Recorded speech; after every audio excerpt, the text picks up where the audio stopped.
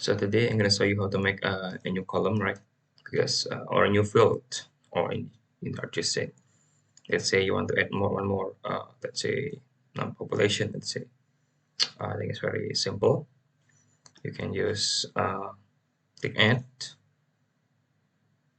then the name of the file population. Let's say then you can choose the type: short, long, float, double, text or string.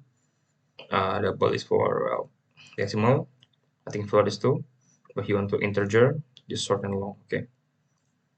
Okay, this you can decide more detail, but you don't have to. Let's say I want numeric will be decide limit, but I don't want to do it, so just save. Then you have the bit, and you can just change anything, 100,000 for example. You can do the rest. You have more row. That's it. Thank you.